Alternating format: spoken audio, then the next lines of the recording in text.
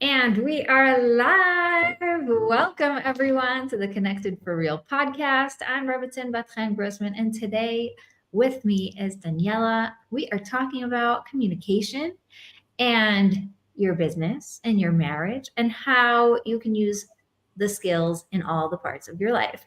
So, Daniella, first introduce yourself. Tell us a little bit about you, and then we'll get right into it. Sure. Well, first of all, thank you so much for inviting me onto the podcast. It's super awesome to be here.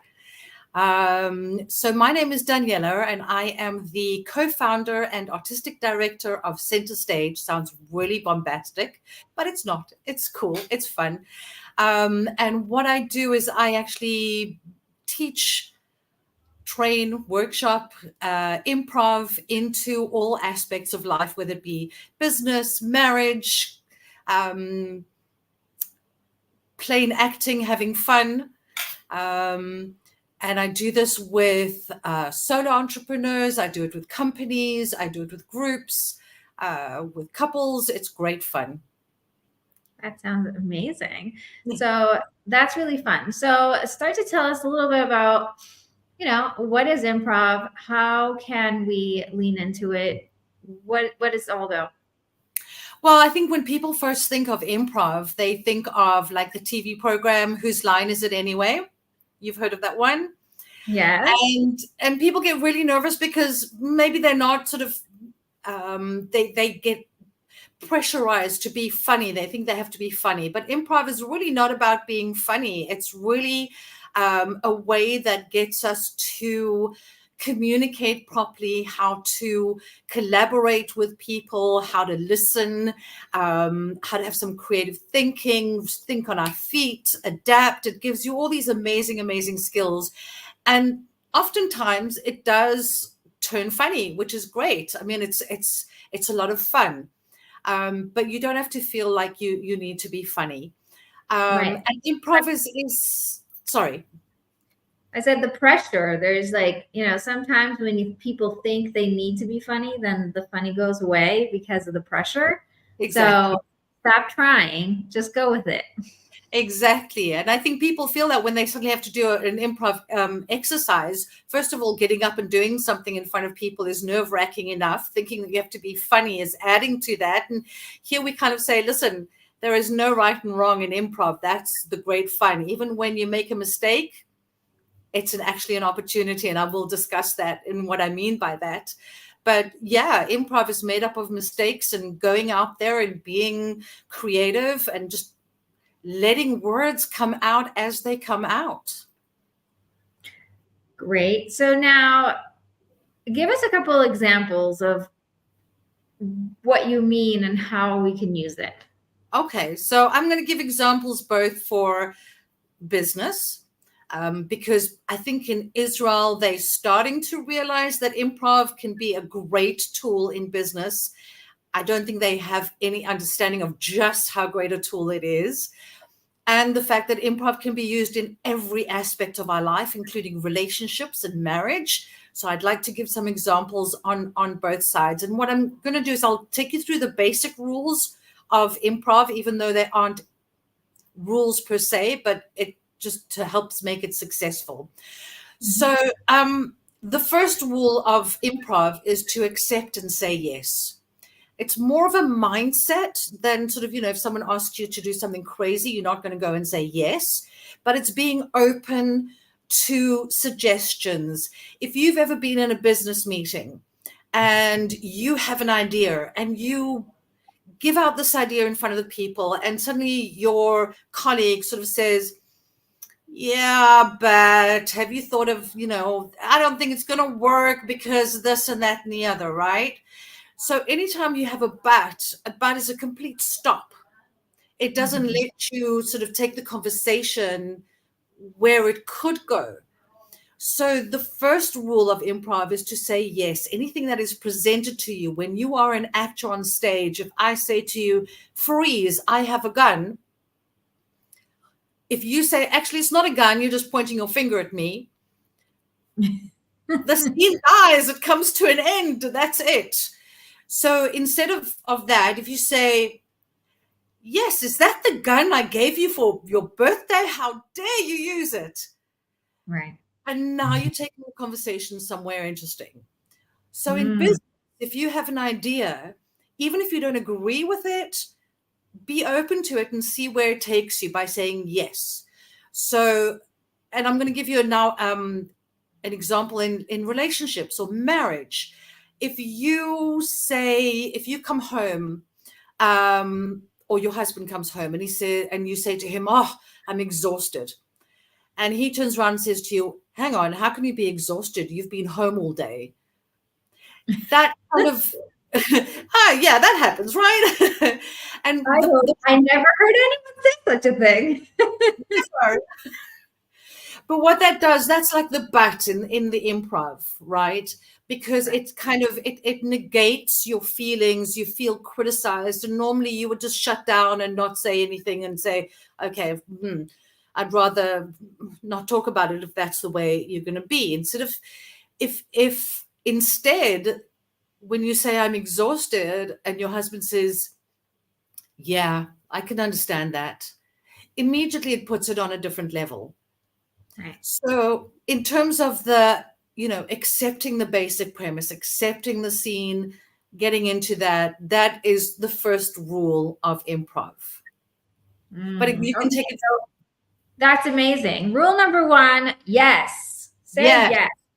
Say yes.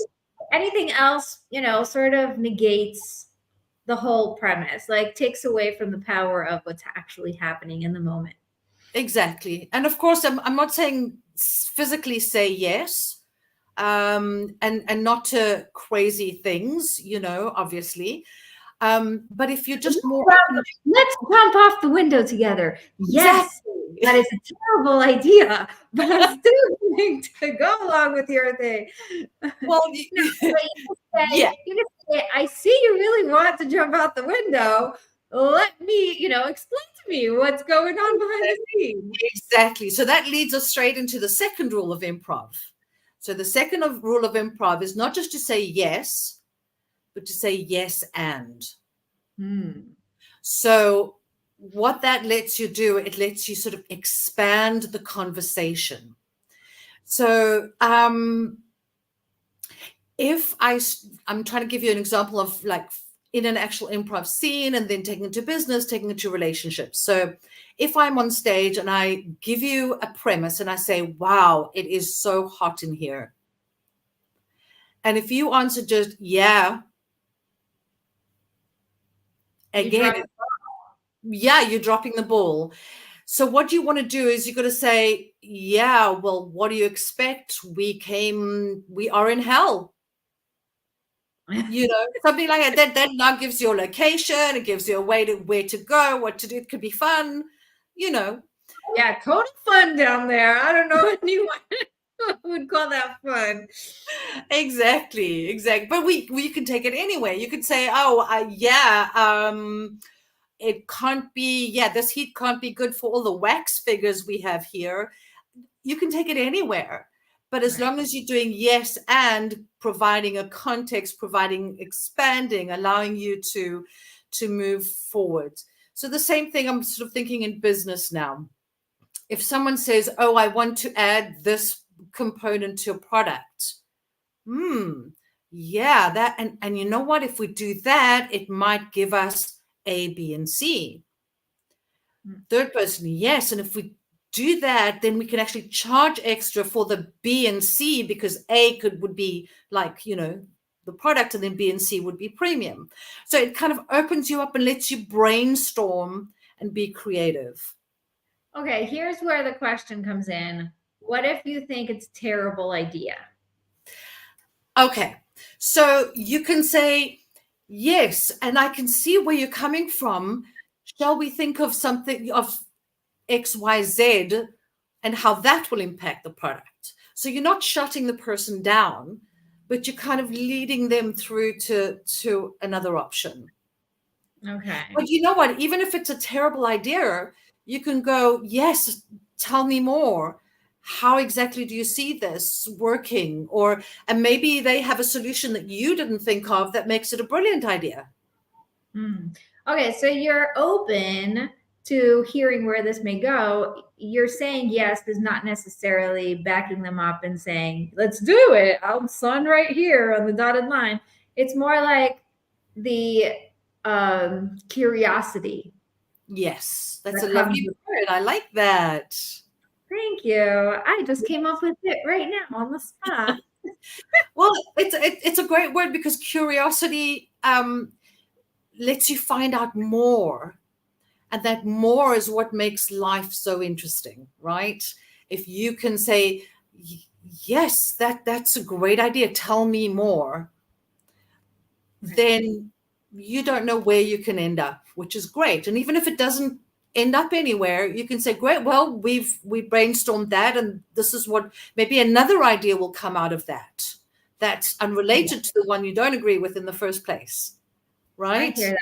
And that always happens, by the way, just for you guys listening. When you're letting like that openness from saying yes and the creativity and the allowing all of this just to like do its own thing brings life to new ideas that you would never come up with if you were just stuck in your ways and like, this is how we're doing it and that's it. There's always more that can come out. And a lot of times that's where the magic starts to happen. So I love this. Let's keep going.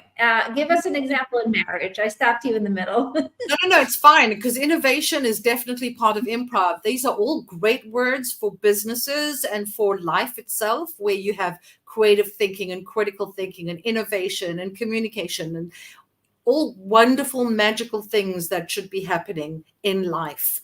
So if we're going to say yes and in marriage, let me see of something that, okay, if your husband comes home from work and you happen to be there first and you say, hey, how was your day? Right? We all say that. And husband answers, okay.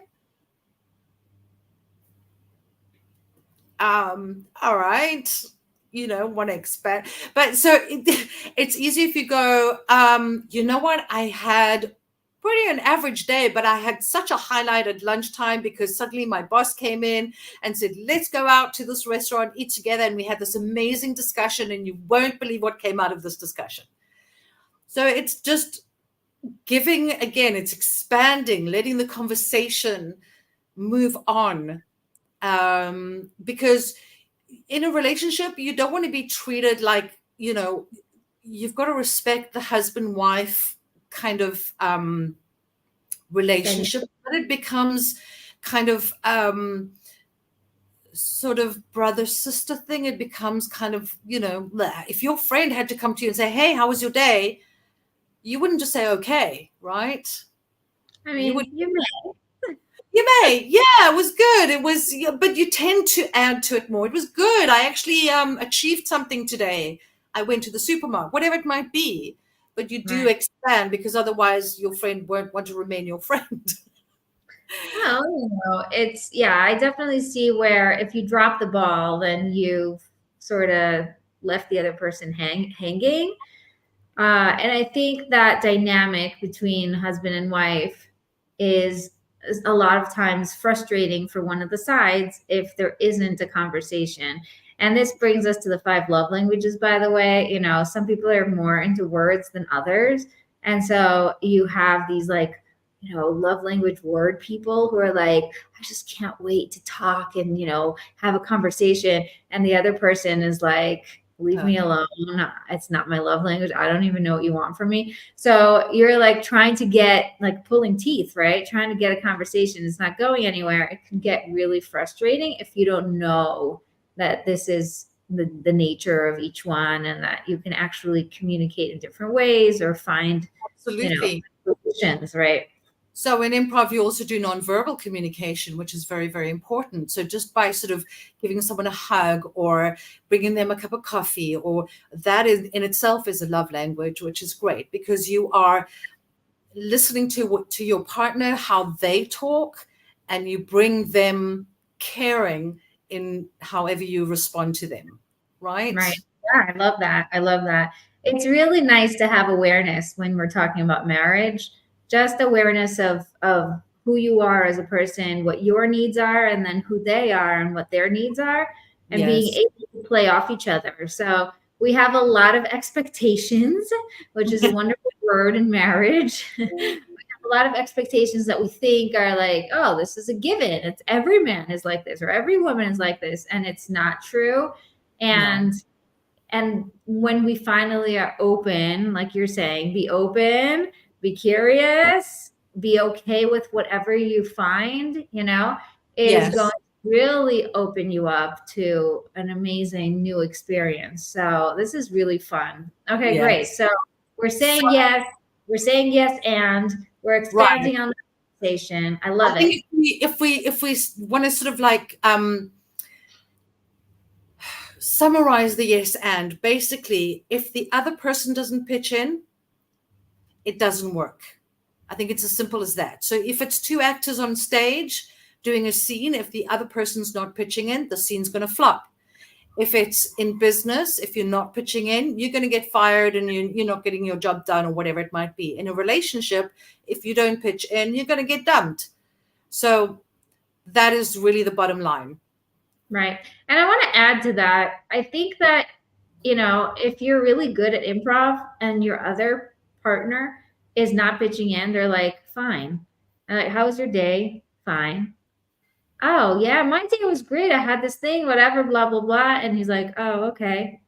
And, if, in the beginning, it might feel very frustrating, but if you're really good at improv, you're going to realize very quickly that you're the one that's playing that talkative, person who keeps adding. And the other guy is just going to continue doing his thing. It might actually come out hysterical because you're leaning into the new role that just happened on you. And it might be really fun to find out all the things you can come up with from your own self without any help, how creative you could be, how much you could come up with. This could be really fun. I think. For sure. It would be an exercise that I would do in improv and say you could only answer in sort of like what I call closed sentences, like the fine, okay, good. And I think normally what comes out of it is definitely to a degree of frustration from the actor because they're doing all the work and the other person isn't. They could have fun with it and just sort of take it to weird and wonderful places and just laugh. And so, but generally, I think there has to be, whether it's pitching in verbally or pitching in actions, in gestures, that's still pitching in. You just have to know which way it's coming. Right. And, like you said, it could be very frustrating or it could be really fun. And I think it all comes down to you as the other player. Find yourself in a situation where it's like, oh, I actually get a choice in how I think about this. This is very much mindset. If I am going to be all, fall into the frustration, be sucked into the negativity, be like, I can't stand him. He doesn't, he doesn't pitch in. This husband is like, he's broken. There's something wrong with him, whatever. Right? And you could totally go down that route and it will take you very quickly to very, very negative and icky places. Or you could be like, oh my gosh, I'm having to work so hard. Maybe this is, maybe I could take this as a game, like see how much comes out of me when I'm pushed to be just a single one, a single light instead of, bounds. And a lot of times we sort of are leaning on the other person to give us the next scene or to give us the next thing. And when we don't have that, you can really let yourself choose to lean into that. And I think that's where the superpower is of becoming conscious in marriage, when you can intentionally be like, okay, it doesn't matter that he's not pitching in. He'll figure it out when he's ready, but I'm having fun. I'm having so much fun. Right? Absolutely. And it's a matter of approach and attitude. And I think in the long run, if your partner's not pitching in, I don't think it's going to happen. And be fun for very long. I think for a while it can be fun, but I think that that's why they call it a partnership. When you're in a marriage, you're in a partnership, and both have to carry the weight. So actually, I love that you're saying this because my whole business is I only work with women, and I work only with women because I believe that you can single-handedly change your entire marriage just by the choices that you make and Sure. things that you decide to, to do. So yes, it is very much like legit frustrating. It's very annoying. It's very, you can really be completely fine with it going downhill because it's not your fault. And you could blame the other person, be like, there is nothing I could do. It takes two to tango.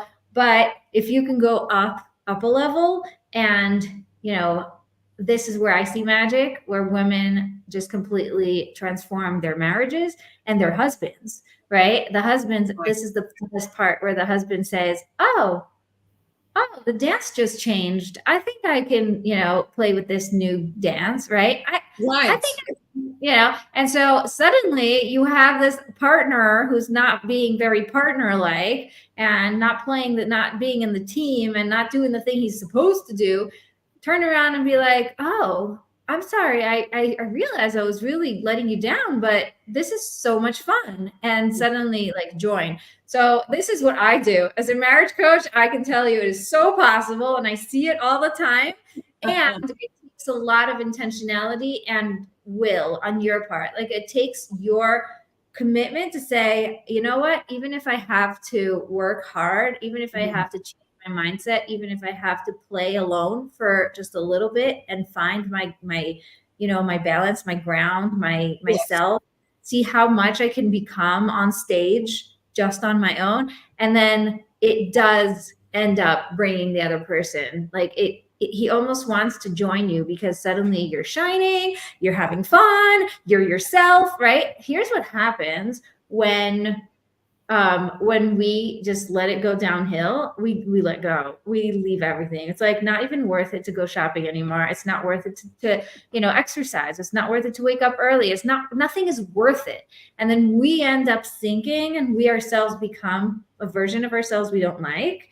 Right. And it ends up sort of snowballing, where in reality, where sometimes all it takes is for you to start to shine and start to be yourself and your best version of yourself, and then your husband goes, oh, there's the girl I fell in love with, right? Like that's where you sure. There's that really great quotation that says, if you want things to change, you have to change, right? So you can be the catalyst for the change.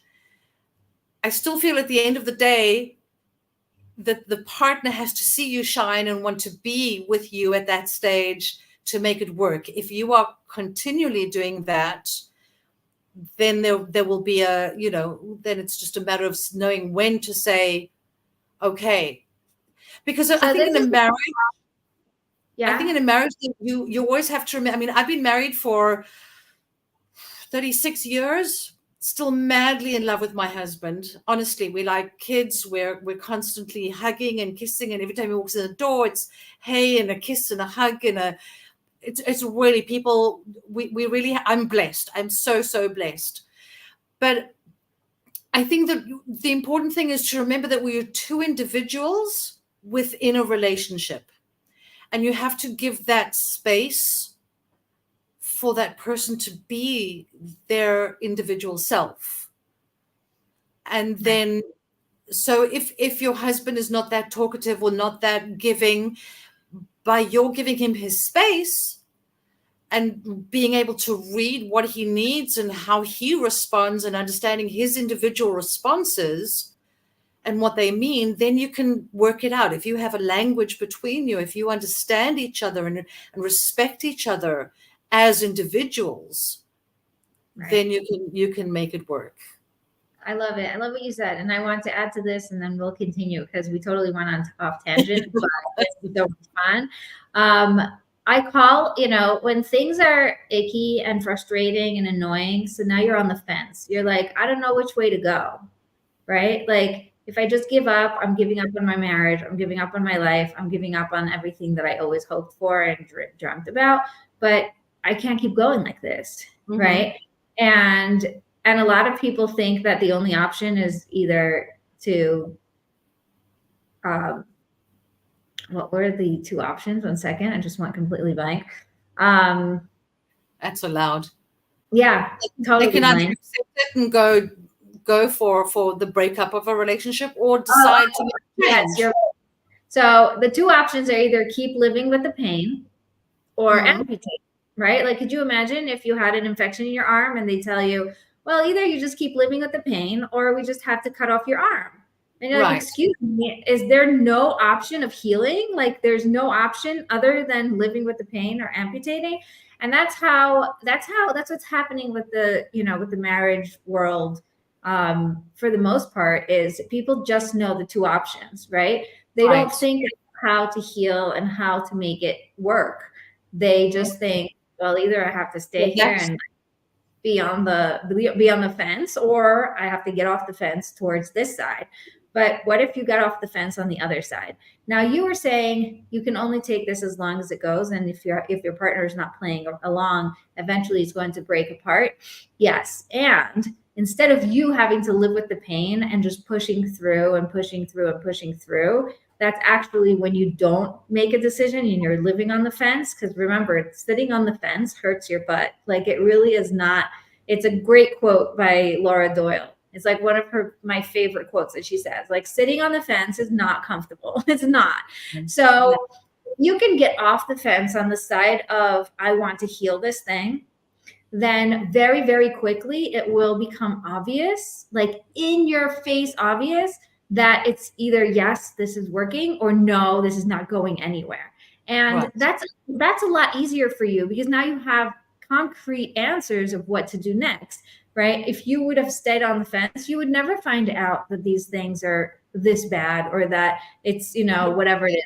A lot of times when you commit and you become so alive and turn into your best self, and the other person reacts in the worst way possible, then it's like, oh, this is so clear. It's so Mm. obvious, so helpful, that I am in a good place with the support system I have and with everything that's going on to let me know, oh, this is not happening. And usually things will escalate so quickly on the other person because they don't like the change, or they don't like that you became so happy and so powerful and so alive. Then Right. they will suddenly become their real self. And then right away, you're like, okay, it's over. Where it's like, you just saved yourselves years and years of pain and suffering, right? Like, if amputation is the only way, then it's better to know sooner rather than later, right? So I feel 100%. like either way, you're going to win by becoming intentional and committing to being on that side of the fence. Eventually, whatever happens. We can't control it. We can't tell God what supposed to happen. I mean, we do all the time, but it doesn't necessarily mean we have the power to. Complaining is a great option always. But I think it's just a really good point that you brought out, that like, you could be doing all the work and still not get the results you want, and that's okay. You're still not going to lose from the experience. Yeah. Well, if I go back to improv and I'll say, okay, if it's not working, you stop and you try something else. So, there's a time where you have to, what you're saying with your amputate or live with the pain, there's a time where you have to know, okay, this has to end, whether it's the scene, whether it's the job, whatever it is, there's a time you have to know. And I think what's important, what you hit on a very important word, which was, you have to work at it. Just like anything else in life, you have to work at marriage, you have to work at your job, you have to work at improvisation as well. And that's the only way to move forward. But I want to take you back to a statement that you also made. You said about sort of allotting blame, let's say, to somebody else. It's so easy to sort of say, when we're discussing, if there's a problem in our relationship, it's very easy to blame somebody else, right? If I look at an example, it's like, you can say, how could you come to a decision without discussing this with me? Right? And so what you're doing is you're actually blaming somebody. And in improv, the third rule is pretty much, don't ask so many questions, make statements. Because questions like, who are you? Where are you? What are you doing? It puts all the work again on your partner. So whereas before the yes and makes you have to do all the work by responding yes, and what do you think of this, or yes, and how are we going to achieve that? Instead of asking the questions, make the statement. Instead of saying, how could you make this decision without consulting me, you need to say, when you make decisions and don't consult me, I feel, and that's a big thing, disregarded, or that my opinion doesn't matter. That allows it to open up to a discussion. The minute you ask someone, how could you make that decision? There could be a response of like, I did, or I don't know. So it doesn't really allow them to, and the minute you blame somebody, they become defensive. exactly. So, but and that's kind of working in the relationship. In business, I think if you say, well, how can we do, I want to introduce A, B, and C to this product, instead of saying, how can we do that? You say, I can see what you're thinking.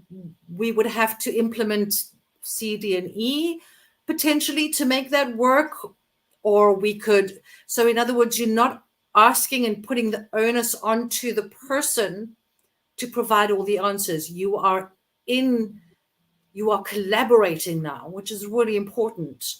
You are thinking together, which is really what it's about. So that's really great. Is that the third rule? it is the third rule. Make statements, don't ask questions. Because it's very easy to come on stage and they'll say, oh, freeze, this is a whatever, I have a gun. And you're like, what are you doing? So instead of saying that's instead of, you're not expanding for the person, you're giving back to the person and making them do all the work, instead of saying, wow, that's like the answer I gave you before of like, is that the gun I gave you for your birthday? Who would buy somebody a gun for their birthday? But just which takes it some way more constructive than just asking a question. What are you doing? And then the guy's going to think, let me think, because that's what improv does. It makes you think on your feet, and it's easier if you are being in a team and collaborating and communicating and accepting what someone's saying and then giving back. And that is what you're saying is really powerful. If you want to really be an active partner in any relationship, business, marriage, just play, anything, you should add to whatever is happening, as opposed to just constantly be waiting for them to provide all the information, right? So in a conversation, if you just keep throwing it back at them, oh yeah, so what are you thinking? And how is this going to work? Tell me why more. Did you say that? And why, Then it's like, oh my gosh, you don't trust me? Like what's going on, And very quickly, a person who's asked a lot of questions feels very criticized and very put on the spot.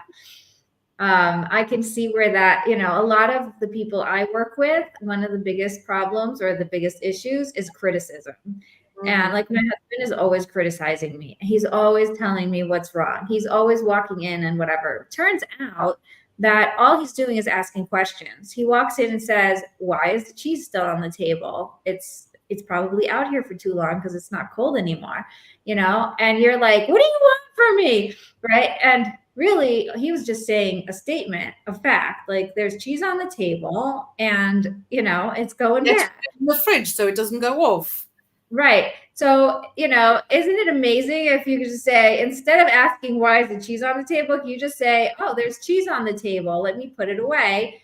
That's going to make me go, oh yeah, I forgot that. Thank you so much for helping out, Exactly. And I'm not going to feel, I'm still going to know I did something wrong. Like I still going to take responsibility for leaving the cheese on the table, but now I'm not going to feel attacked. And Exactly. this is so big because, on one hand, the person receiving all these questions, remember that they're not personal to you. He's not trying to say that this means you are blah, blah, blah, nothing. It just means he's asking a lot of questions, and a lot of guys tend to do that. A lot of women tend to receive that as criticism, and he doesn't care. He doesn't love me. He just wants to see what's wrong with me all the time. He's always pointing out the negatives, right? It can But work in the other way around as well, because women can always say, why are you saying that? Don't you love me anymore? And they keep asking the questions of like, why can't you talk to me? Why are you acting this way? And it's very sort of accusatory instead of saying, for me, the most powerful word, I guess, in marriage is always, I feel. Mm-hmm. I feel that or I feel whatever it is you feel, and bring it into what the partnership can bring. Right. You know I what feel I mean? frustrated when I'm left out of a decision, right? Exactly. It's very powerful because then you're just saying how you feel, and the other person's like, oh, you do? Because I totally didn't mean that. Like, Exactly. that's not Or what I I'm meant. glad that you feel that way because and then whatever it is, right? Right. It definitely is really powerful to use statements as opposed to questions. And being on the receiving end of that, not letting the questions, attack you, And just being overwhelm you. Yeah, be okay with, allowing them to become statements, by guiding the conversation.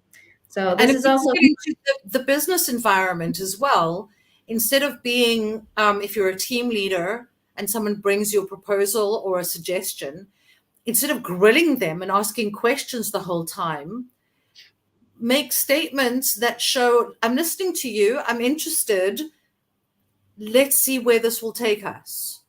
right. It makes your team feel a lot more, they're a lot more willing to collaborate and to share their opinion and their thoughts, which could lead to amazing innovations. Whereas it would be completely the opposite if you're grilling them every time they bring something to you. You know what I mean? So for me, it's just amazing how the whole rules of improv really apply to so many different areas of our life, because we are constantly improvising. I mean, you and I are improvising right now. You're improvising the questions, I'm improvising the answers.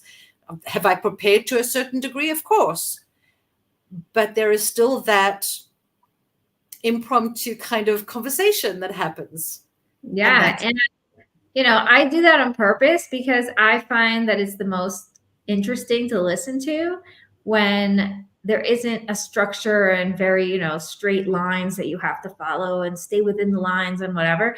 We can have so much fun just being ourselves and shining and, thinking on our feet. I think that it really, it also brought out really great points in the conversation itself, which I think was really, really fun to talk about. I think on a business level, since a lot of people who are listening are, in the early stages of entrepreneur where they maybe have an assistant or, a couple of people who they hire to do different things, being able to communicate with them really effectively is going to totally change the game, because instead of you being on top telling them all what to do and them feeling like almost intimidated by you, it can become a real co-creation of something wonderful. I'll give you an example. I have an amazing assistant who I'm blessed from here until the moon. Like, I love her. I bless God all the time that thank you for bringing her to my life. We are just, amazing. And one of the things that I love about her is that she comes up with ideas. She tells me what to do. She, researches and says, oh, we should do this, and, let's fix this and let's do that. And it makes my life so much easier. And I think it can only happen because we had this conversation early on, where it's like, I want you to, to be creative. I want you to be yourself. And in return, I appreciate what she's doing. I give her feedback, of course, if something isn't in my taste or is, something I'm not interested in doing, fine. I can always communicate that. but it's such a fun bounce when you can see people as, capable adults that can think on their feet too. Absolutely. And this is again another skill that improv teaches you. It really teaches you how to be a leader, how to lead a team, how to lead a company, how to whatever it might be. With these skills, you really can bring out the best in people. When you bring out the best in people, you become the best of yourself. Right. So I just want to there is one more rule that I want to go over if we have time. Yes, go for it. Okay. So, and this is really, really important. This one is, there are no mistakes. There are opportunities. And I think this is really, really important. When you're on stage and you have preconceived ideas and you're sort of saying, okay, I'm going to be a policeman riding on a bicycle, and you're making these movements, and your partner looks at you and goes, she's a hamster on a wheel. In improv, guess what? You're going to be a hamster on a wheel, because you have to adapt to what your partner is saying in order to make things work. So it's really important to be flexible and adaptable, and being adaptive is a huge skill, I think, in leadership. I mean, look at what we had to adapt in during COVID. Look how we had to adapt during the war. All sorts of things where things are thrown at you that you're not expecting, and you've got to be able to lead through that. Mm-hmm. And improv allows you, it gives you permission to say, okay, there's no mistakes, only opportunity. What is the opportunity here? It kind of I mean, if I look at it personally, I remember sort of when I was still early married to my husband, we decided we were going to take, we had like a camper van kind of thing, and we were going to tour around South Africa, which is where I'm from. And on the first day down, we had this massive accident. We were hit 3 times. It was raining. We were the first car to be hit, so it wasn't our fault, thank God. But it was a really big accident that blocked the highway for the whole day. They had to cut people out of cars and whatever. So first of all, we were blessed that we weren't severely hurt or anything like that. But there goes our holiday of touring around. Now, normal people would say, okay, there went a holiday. Let's go back home and recuperate. And my husband said to me, you know what? My cousin lives just down the road. Why don't we try and make our way there and see what happens? And I was just like, all right, I'm going to go with that. Let's do it. I mean, I didn't really know his cousin very well. Well, we had the most amazing time at the cousin. I got to know him very, very well. And it was the seed to a beautiful friendship between my husband and I as a couple with his cousin. Mm-hmm. So when things happen, just allow yourself to be open and go and adapt. Okay, so we're not going to go traveling around the whole of South Africa in our little camper van, but wow, look at this opportunity that we had to get to know a family member really, really well who became very important in our lives. Mm-hmm. So the same thing in improv, the same thing in business. A lot of inventions happen when mistakes are made. We look at penicillin, which is the most famous mistake of all, and what I gave you was a personal example of mine, but it's also in a relationship. Instead of saying, oh no, I want to go home, or I don't want to stay in this hotel, or whatever, just be open and flow and adapt and see what adventure this can provide. And I love that. Yeah.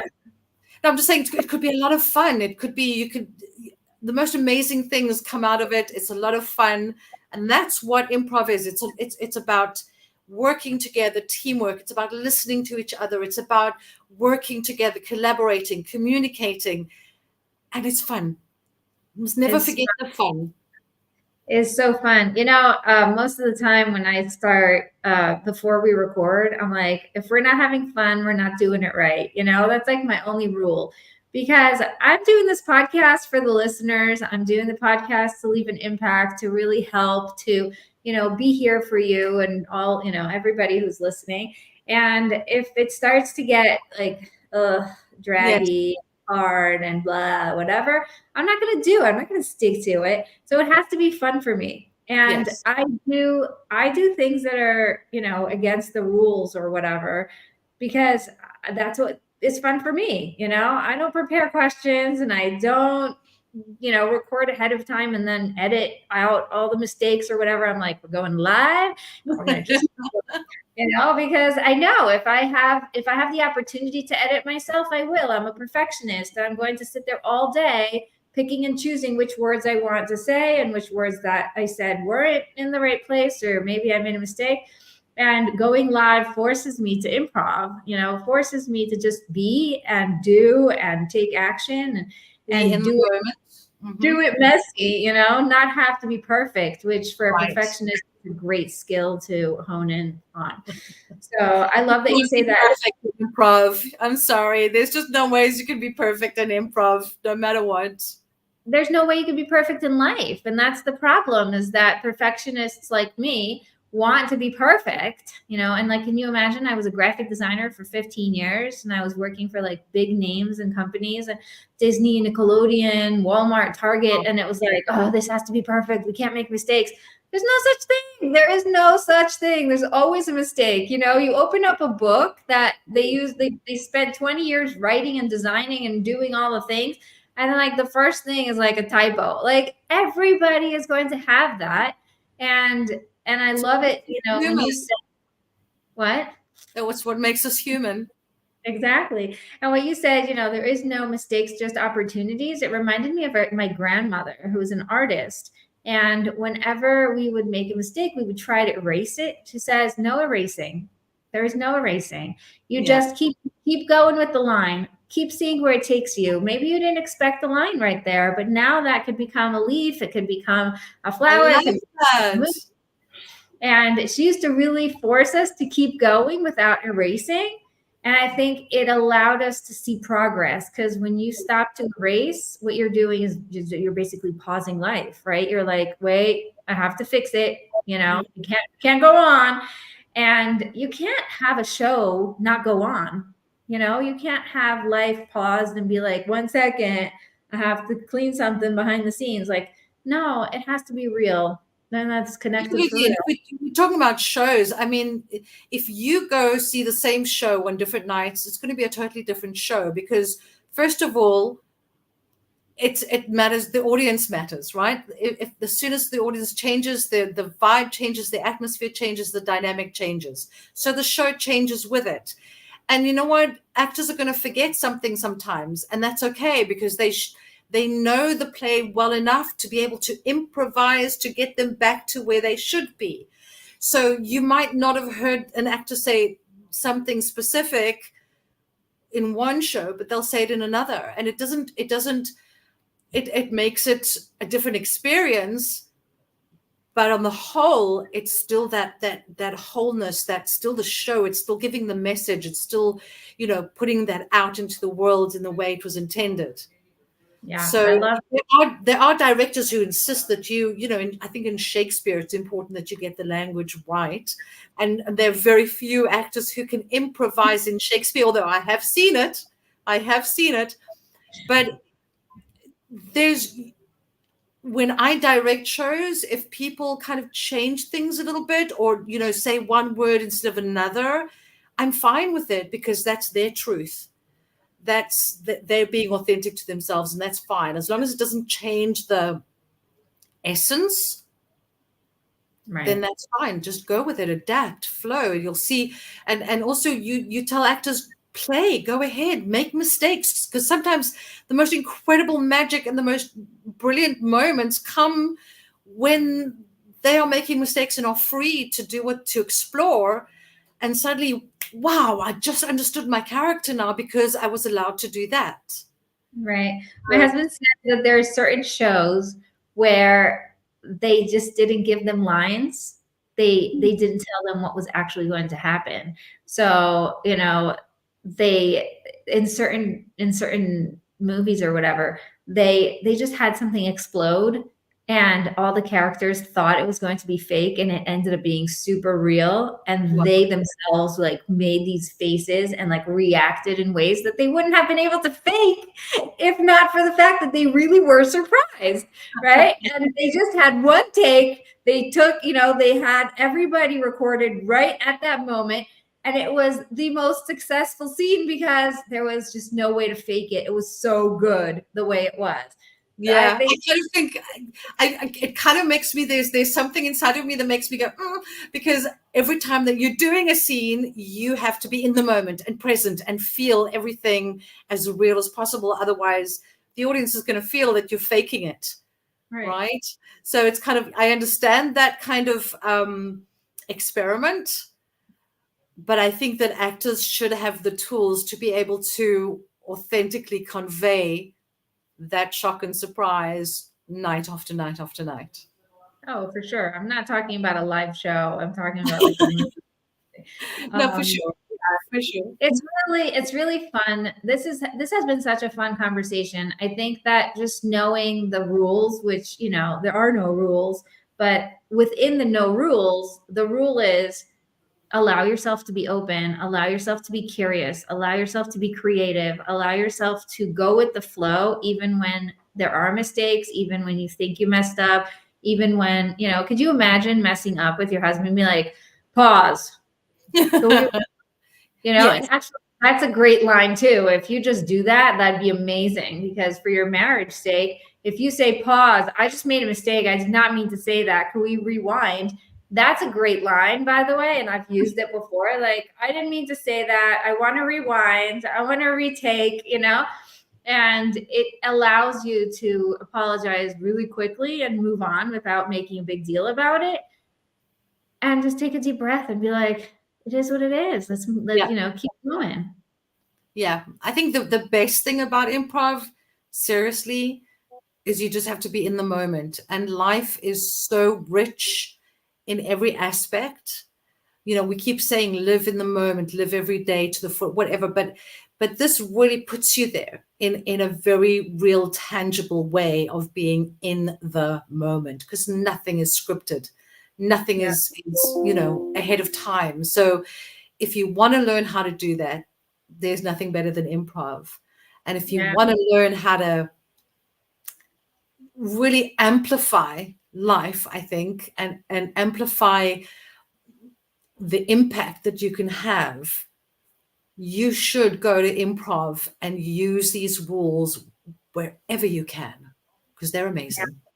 Yeah, I love it. This is how my husband learned Hebrew. He signed up for an improv class where everybody else was Hebrew speakers and nobody knew English. So he had to learn to be funny in Hebrew. And it really pushes you to the next level, because knowing a language and actually being able to be funny in that language are two different things. And it's so powerful. I see how much of an impact it made on his confidence level in the language, and also just amongst Hebrew speakers in general. He threw himself in and was like, okay, showing up, he was older than everyone else. He didn't have the language, but he showed up and he had such an amazing time. And I remember it was always Thursday nights. So then, Friday nights, we all got the show, like a repeat of what was going on. And it was just me and my two daughters at the time. We were really little. Like, I think back, I'm like, oh my gosh, that was a long time ago. Yeah, we made Aliyah 16 years ago. So it was a long time ago. And it was just, me and my little girls, and we would just laugh and laugh. And he had such a good time teaching us and telling us what they did that week. So I definitely recommend it. Okay, Daniella, we're running out of time. I want everyone to know how to reach you, how to find you, how to work with you, because you're just so awesome. Oh, thank you. I think the easiest way is to find me on my website, which is centerstageisrael.com. And it's center spelled the American way, CENTER. And there you've got contact forms. You've got my numbers on the website. I'm on Facebook under Daniella Crankshaw. Link up with me, contact me. I think that's the easiest and best way. Sounds great. I love it. And if you guys want to learn more about coaching with me, go to connectedforreal.com/coaching. and check it out. You get a free discovery call. So if you want to talk to me for 60 minutes and get really, improv me, where I'm just there for you and showing up and being present and collecting all of the different parts of your puzzle and putting it all together into a roadmap, this is the best way to do it. So definitely go check it out. I love it. This has been such a fun conversation. Thank you so much. I so appreciate your inviting me here. It's been so much fun to just see where improv takes us and how it fits in. So thank you for that. Yeah, thank you. And thank you for being so fun to bounce the ideas back and forth on. We really had a good time here. Yeah, I enjoyed it. I hope the listeners loved it. And as usual, make sure to come back next week for another episode. And don't forget to stay connected for